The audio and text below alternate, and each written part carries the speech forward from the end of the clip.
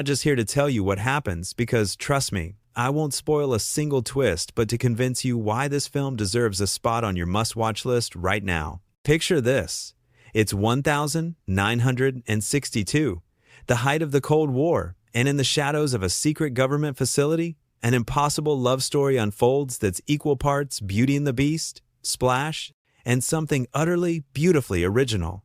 Directed by the master of monsters with hearts, Guillermo del Toro, The Shape of Water isn't just a movie, it's a love letter to the outsiders, the dreamers, and anyone who's ever believed that love can bridge the widest chasms. Stick with me, because by the end of this, you'll be racing to hit play. Let's start at the beginning, shall we?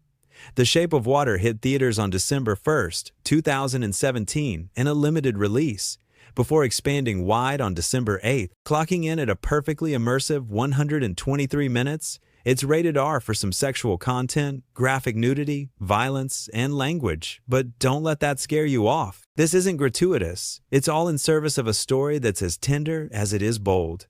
The film was produced by Fox Searchlight Pictures with a modest budget of just $19.5 million.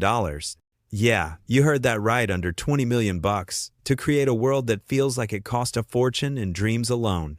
And get this, it went on to gross over $195 million worldwide, with $63.8 million from the US and Canada alone. That's a return on investment that would make any studio exec's heart sing. But more importantly, it proves that audiences were starving for this kind of magic. Opening weekend, a humble $166,564, but word of mouth turned it into a phenomenon, proving once again that great stories don't need blockbuster budgets, they need soul. Now, let's talk about the genius behind it all, Guillermo del Toro.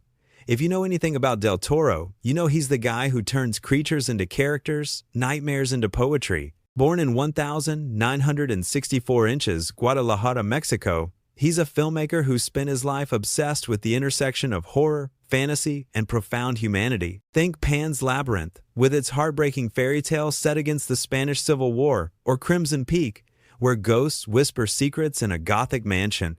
Del Toro's films aren't just visually arresting, they're emotional excavations. For The Shape of Water, he didn't just direct, he co-wrote the story and screenplay alongside David Kajganich, who also penned 10 Cloverfield Lane. But this one, it's pure Del Toro DNA. He conceived the idea back in 2011, inspired by his childhood crush on the 1954 classic Creature from the Black Lagoon. As a kid, Del Toro watched that film and thought, what if the creature had a love story? What if it wasn't the monster, but the misunderstood hero? He spent years nurturing this script, writing detailed backstories for every character, some stretching over 40 pages long. That's not just preparation, that's devotion. Del Toro even auctioned off pieces from his personal collection at his Bleak House Museum in California to help fund the project when it needed a boost.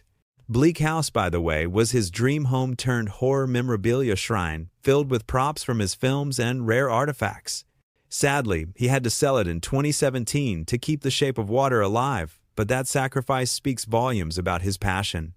Under Del Toro's guidance, this film became his most personal, yet a Best Picture Oscar winner that beat out heavy hitters like Three Billboards Outside, Ebbing, Missouri, and Lady Bird.